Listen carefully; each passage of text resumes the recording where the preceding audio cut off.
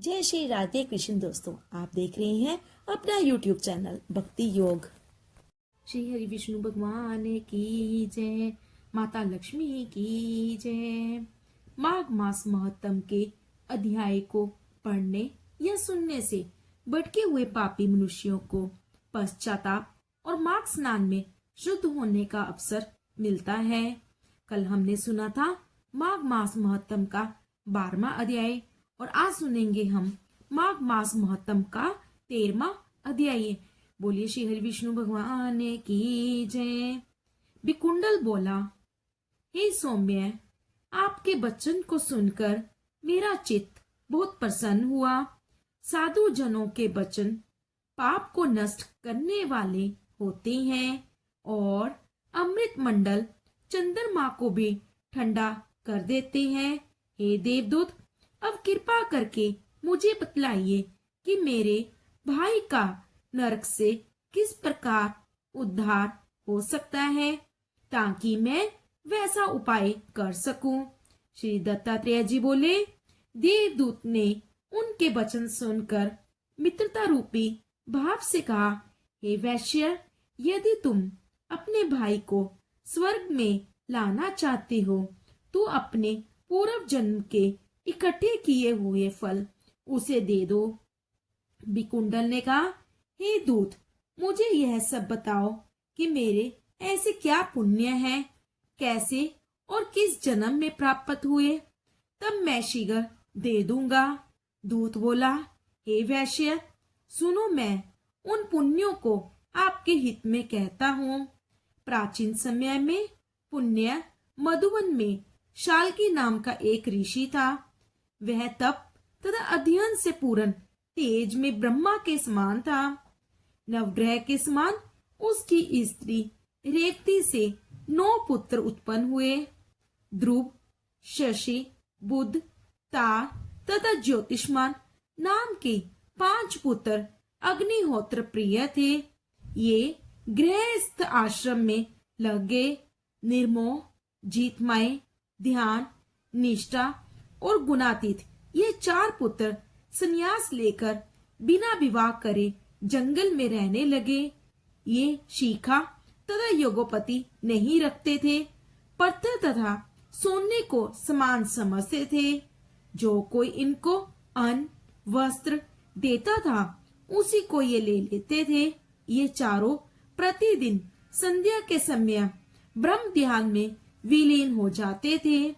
उन्होंने अपने तप के बल से गर्मी, सर्दी, भूख, प्यास, निद्रा आदि सभी पर पूर्ण अधिकार पा लिया था और विष्णु रूप से समस्त संसार को देखते हुए शांत और अनंत भाव से पृथ्वी पर घूमते थे। इसी प्रकार 8वें जन्म में तुम मध्य देश में सपरिवार रहते थे। तब वे दोपहर के समय भूखे प्यासे वही चारों ऋषि तुम्हारे घर में आए और जब तुमने उनको अपने घर के आंगन में देखा तो हर्ष सहित देवता के समान दंडवत प्रणाम करके उनके चरणों को स्पर्श कर धोया और मस्तक पर लगाया तथा हाथ जोड़कर मधुर वाणी से तुमने उन लोगों का अभिवादन किया और कहा कि आज मुझ पर विष्णु भगवान प्रसन्न हुए हैं। मैं आज धन्य हूँ। मेरा घर सपरिवार धन्य है, जो कि मैंने तीनों लोकों के कष्ट हरने वाले आपके चरणों का दर्शन किया। आपके दर्शन भगवान हरि के दर्शन के समान धन्य है। सन्यासी के चरणों का जल पहले 7 जन्मों के किए हुए पापों को नष्ट करता है। गंध, अक्षत, पुष्प, धूप तथा निरांजन संस्कार किए हुए रत्नों से पूजन कर तुमने इन सन्यासियों को भोजन कराया। उन परमहंसों ने प्रसन्न होकर रात में विश्राम किया और ज्योति स्वरूप पार ब्रह्म के ध्यान में लीन हो गए। हे वैश्यवर, इन सन्यासियों के अतिथि सत्कार का पुण्य जो तुमको मिला उसका वर्णन मैं 1000 सुख से नहीं कर सकता। आप भूतों में प्राणी, प्राणियों में सद्बुद्धि वाले हैं, मति मानव में मानव और मानवों में उत्तम ब्राह्मण है, और ब्राह्मणों में विद्वान, विद्वानों में पुण्य करने वाले और पुण्य करने वालों में ब्रह्मवादी हैं। स्वगुणी ब्रह्मवादी गृहस्थ के घर में विश्राम करने से उनके जन्म जन्मांतरों के पाप क्षण भर में नष्ट हो जाते हैं। यदि आपने भाई को नरक से भी मुक्त करना चाहते हो तो अपने 8वें जन्म के पुण्य उसे दे दो।